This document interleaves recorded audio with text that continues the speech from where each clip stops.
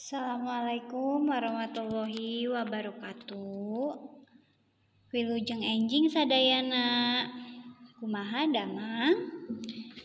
Mudah-mudahan urang sadayana dipasihan kasehatan sareng kasalametan. Dina dinten ieu dinten Rebo kaping 5 Mei 2020 hiji urang patepang deui di pelajaran basa Sunda. Masih di materi pangajaran 8. Sate acan pelajaran di ngawitan, yuk urang sasarengan baca doa. A'udzubillahi minasyaitonirrajim. Bismillahirrahmanirrahim. Rabbi jidni ilma warjukni fahma. Shadaqallahul azim. Nah, ayeuna disiapkeun buku serat, buku paket sareng alat tulisna. Sekarang kita belajar di pengajaran 8 tentang kalimah dan gunanya barang di halaman 112 sampai 115. Nah, di sini di halaman 112 ada ada 10 kalimah yang menggunakan bahasa Loma. Nah, sebelum masuk ke latihan soal ini, Ibu akan coba jelaskan mengenai tata krama bahasa. Nah, dalam 10 kalimat di halaman 112 ini, kalimatnya menggunakan bahasa Loma. Apa itu bahasa Loma? Yuk kita bahas. Tata krama basa Sunda nyaeta ragam basa Sunda atawa diksi anu dipake atawa dipilihna dumasar kana kaayaan anu nyarita, anu diajak nyarita, jeung anu dicaritakeunana. Jadi dalam bahasa Sunda itu ada tata krama basa. Tata krama basa yaitu ragam bahasa Sunda atau pemilihan kata yang dipakai atau dipilih berdasarkan keadaan si pencerita, yang diajak bercerita, dan apa yang diceritakan. Dalam bahasa Sunda itu ada tata krama bahasa. Nah, gunanya itu tata krama bahasa ini untuk mengetahui atau penggunaan bahasa kasar, sopan, dan bahasa Loma. Nah, tata krama biasanya digunakan atau diperuntukkan untuk dipakai dengan siapa kita berbicara, terus apa yang dibicarakan, dan keadaan yang berbicara atau keadaan si pembicara. Bisa dipahami sampai sini?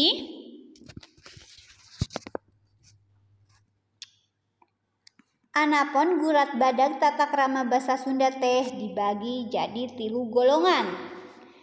Secara garis besar, tata krama bahasa Sunda dibagi menjadi 3 golongan. Yang pertama bahasa kasar, yang kedua bahasa Loma, dan yang ketiga bahasa hormat. Mari kita jelaskan satu persatu. Basa kasar digunakeun keur sato atawa jalma nu keur ambek. Bahasa kasar digunakan untuk hewan atau orang yang sedang marah. Biasanya kan orang yang sedang marah tuh emosinya tinggi. Nah, tanpa dia sadari, dia akan mengeluarkan kata-kata kasar. Nu kadua aya basa loma. Basa loma dilarapkeun ka jalma atawa babaturan anu geus loma atawa akrab. Jadi bahasa loma ini bahasa yang digunakan dalam kehidupan sehari-hari, digunakan kepada teman sejawat atau teman akrab.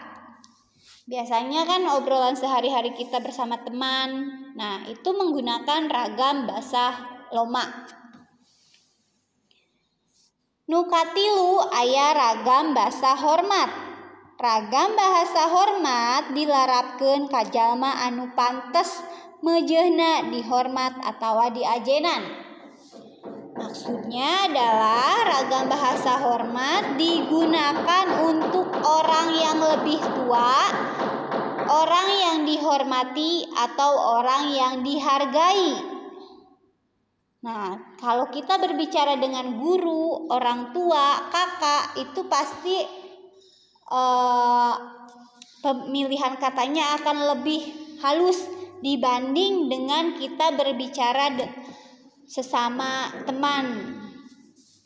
Nah, ini disebutnya tata krama basa, pemilihan kata-kata dengan siapa kita bicara, apa yang dibicarakan, bagaimana keadaannya.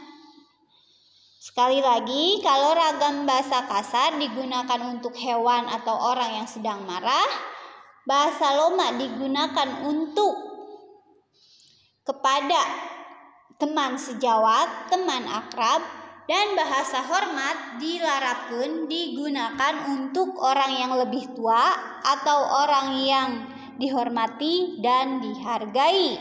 Seperti itu. Bisa dipahami? Sekarang lanjut ya. Nah, di sini coba lihat di halaman 112 ada 10 kalimat. Nah, kalimat-kalimat ini ngagunakeun ragam basa loma. Menggunakan ragam bahasa loma kalimat ini. Ragam bahasa loma itu tadi ragam bahasa yang digunakan kepada teman sejawat atau teman akrab. Nah, 10 kalimat ini menggunakan ragam bahasa loma. Dan coba lihat di sebelahnya di halaman 113, di situ ada kalimat 10 juga dari A sampai J. Nah, di sini yang di halaman 113 ini menggunakan ragam bahasa hormat atau lemes. Nah, tapi di sini penyusunannya tidak sesuai dengan kalimat yang di halaman 112. Kalian menjodohkan ragam bahasa loma ke ragam bahasa halus atau hormat atau lemes. Di sini kan ada 10, sama-sama 10 kalimat. Kalian jodohkan mana yang cocok untuk pasangannya dari bahasa loma ke bahasa hormat atau bahasa lemes. Yuk kita bahas. Nih. Di jalan kudu hati-hati. Nah, ini masuk ke dalam bahasa lomanya ya. Dirubah menjadi ragam bahasa halus atau lemes nyaeta di jalan kedah hati-hati. Nah, berarti poin kalimat nomor 1 itu berpasangan dengan kalimat poin J. Kalian tulis di kotak warna biru yang di halaman 12-nya itu poin J atau huruf J. Di jalan kudu hati-hati. Di jalan kedah hati-hati. Artinya di jalan harus hati-hati. Sekarang nomor 2. Lempang kudu di sisi. Nah, ini ragam bahasa Loma ya. Dirubah menjadi bahasa lemes atau bahasa hormat, yaitu mapah kedah di sisi. Ada di poin I. Kalau jalan kaki harus di pinggir jalan. Di poin I. Sekarang nomor 3. Kalimat bahasa Lomanya di jalan ulah sok heureuy. Bahasa halus atau bahasa lemesna, bahasa hormatna nyaeta di jalan teu kenging sok heureuy. Poinnya ada di poin H.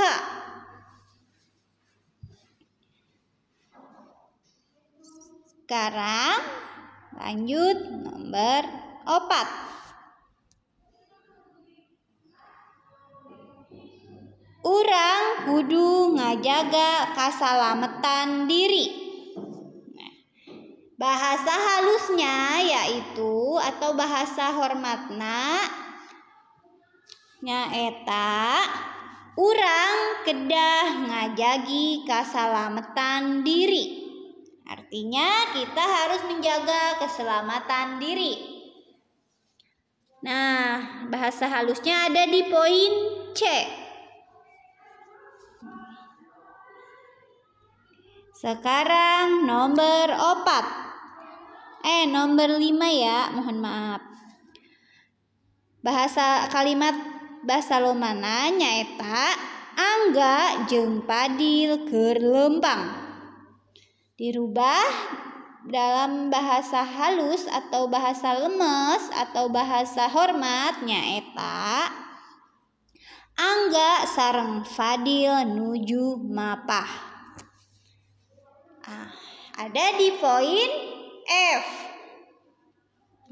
Kalian tulis di kotak biru kecil ini huruf atau poin F. Artinya Angga dan Padil sedang berjalan kaki.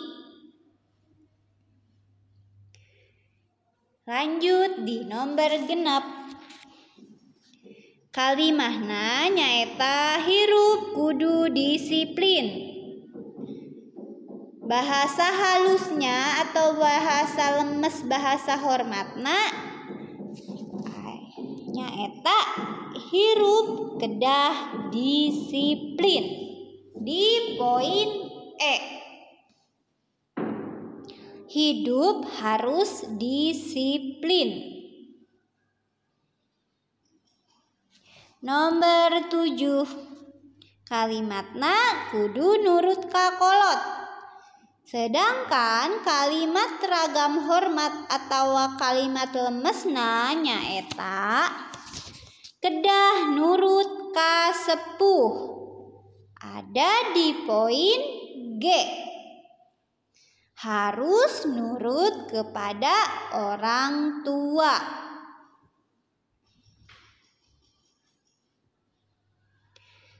Tulis juga di kolom biru kecil huruf G. Lanjut nomor 8. Kalimat basa lomana nyaeta mamah ngaduakeun kuring sangkan salamet. Dirubah menjadi ragam bahasa hormat atau lemes nyaeta mamah ngaduakeun abdi supados salamet. Aya di poin D. Ibu atau mama mendoakan saya supaya selamat.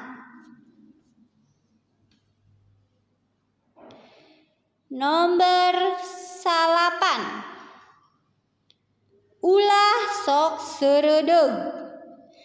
Nah, di sini bukan seureudeg, bukan ya, tapi seredeug.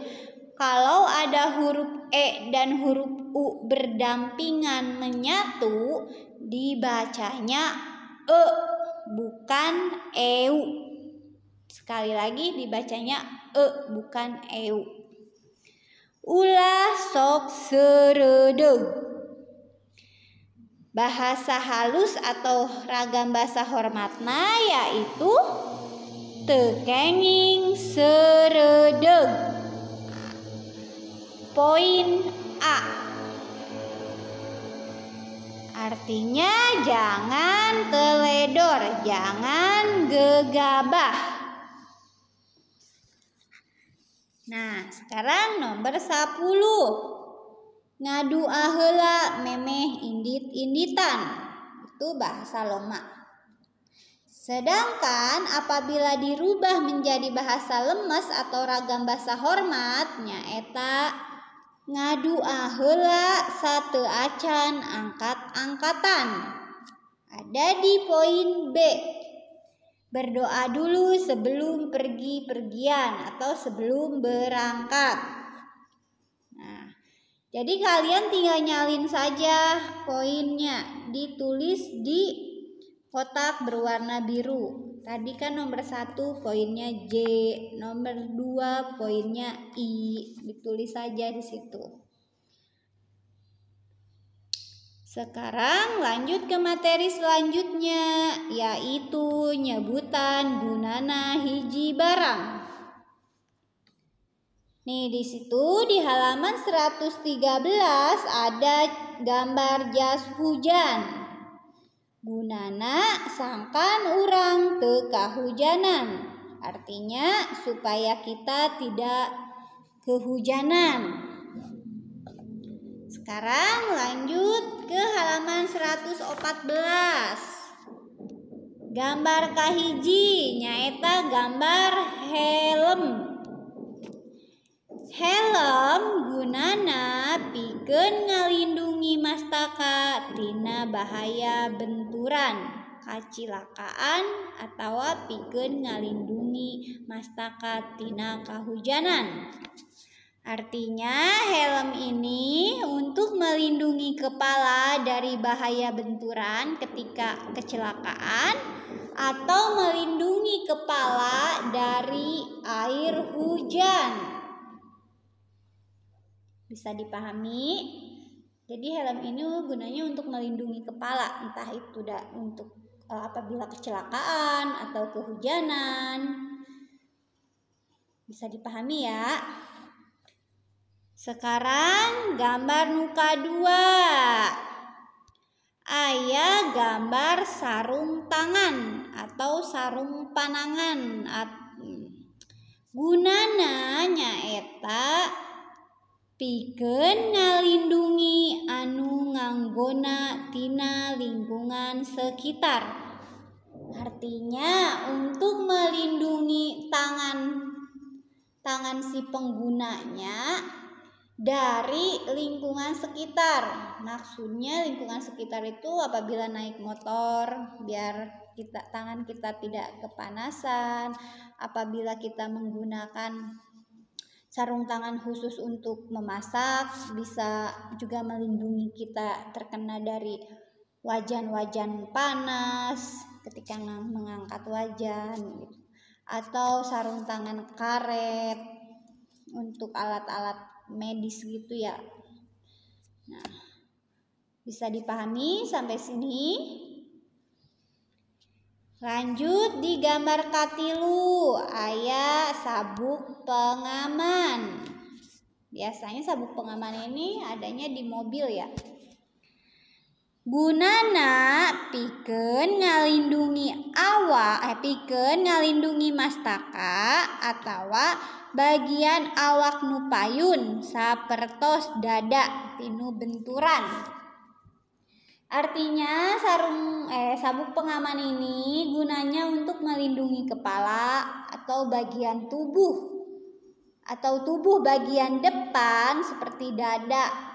Jadi kalau misalkan kita rem mendadak atau terjadinya kecelakaan, kita tidak langsung dada atau kepala kita tidak langsung membentur ke dashboard mobil ya. Nah, kalau pakai sarung kalau pakai sabuk pengaman kan rada-rada tertahan gitu ya. Jadi tidak langsung terkena benturan. Bisa dipahami? Sekarang gambar K4. Nah, gambar K4 aya gambar sendal. Dalam bahasa Indonesia sandal. Dalam bahasa Sunda sendal. Nah, gunana sendal pikeun ngalindungi sampean tina hal-hal nu bahaya. Artinya sandal itu gunana untuk melindungi kaki dari hal-hal yang berbahaya. Nah, kalau kita tidak memakai sandal, takutnya kita nginjek paku, nginjek duri, atau nginjek barang-barang yang berbahaya. Nah, jadi kalau kita memakai sandal otomatis kaki kita terlindungi dari hal yang berbahaya tersebut.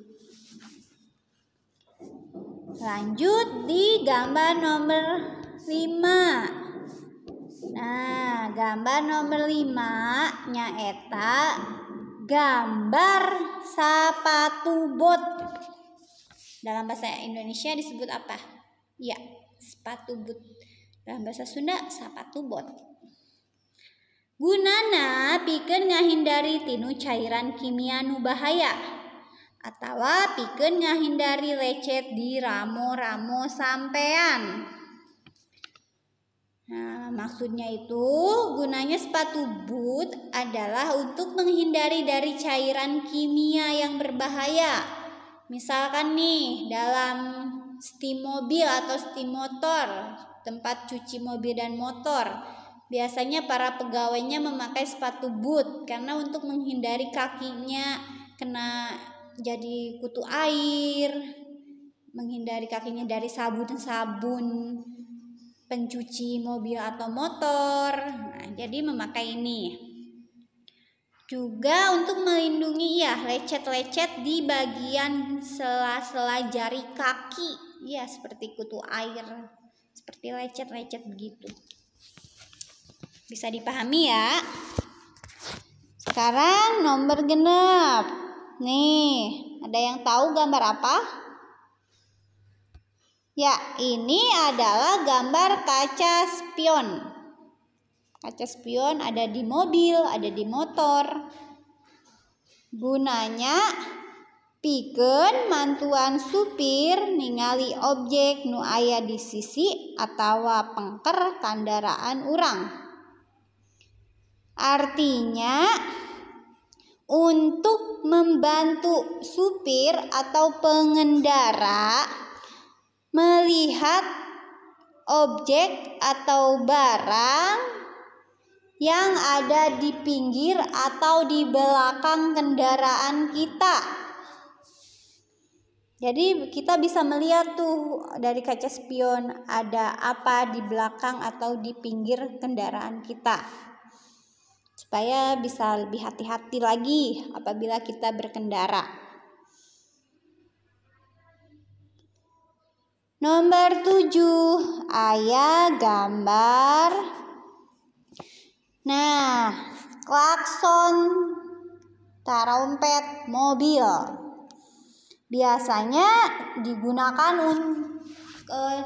klakson trompet ini digunakan di mobil-mobil besar seperti minibus, buso, atau mobil truk. Nah, biasanya kan ada ya klaksonnya yang seperti trompet itu, disimpannya di bagian atas. Nah, gunana nyaeta pikeun masihan tanda peringatan kanggo mobil atawa kendaraan nu sanesna. Artinya untuk memberi tanda peringatan kepada mobil, motor atau kendaraan lainnya. Jadi diberi klakson nih kalau kita misalkan nyalip kendaraan atau kita bikin kagok kendaraan orang lain, otomatis kendaraan itu akan membunyikan klakson. Sekarang nomor 8 gambar terakhir nyaeta senter. dalam bahasa Sunda adalah batre. Senter itu dalam bahasa Sunda adalah batre. Gunana pikeun nyaangan, artinya untuk menerangi atau alat penerangan. Nah, bisa dipahami ya sampai sini. Sekarang tugasnya adalah kalian menyalin yang tadi di halaman 112. Kalian salin poinnya aja. Tadi kan Ibu sudah sebutkan dan juga jelaskan pada saat menjodohkan atau memasangkan kalimat. Nomor 1, di jalan kudu hati-hati, berarti pasangannya poin J. Di jalan kedah hati-hati, kalian tulis saja poin J di kotak birunya. Dan seterusnya sampai nomor 10.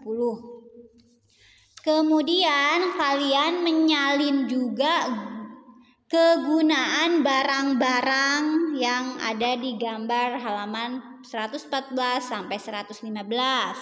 Nah, Ibu sudah tayangkan dan juga jelaskan kegunaannya. Kalian salin saja, tinggal menyalin. Nah, untuk tugasnya seperti biasa difotokan via WA ya. Paling lambat hari Minggu. Ibu tunggu ya. Dan untuk bagi Ananda yang belum mengumpulkan tugas minggu kemarin, mohon segera disetorkan ya Nak, karena ini untuk nilai tugas harian. Mungkin untuk pembelajaran materi hari ini dicukupkan sekian. Mohon maaf apabila banyak kekurangan ataupun salah-salah kata dalam penyampaian materi hari ini. Sekali lagi mohon dimaafkan. Tetap semangat PJJ-nya, tetap jaga kesehatan, patuhi protokol kesehatan. Mudah-mudahan pandeminya segera berakhir, kita bisa bertatap muka kembali di sekolah. Hatur nuhun untuk segala kerjasama dan perhatiannya. Wassalamualaikum warahmatullahi wabarakatuh.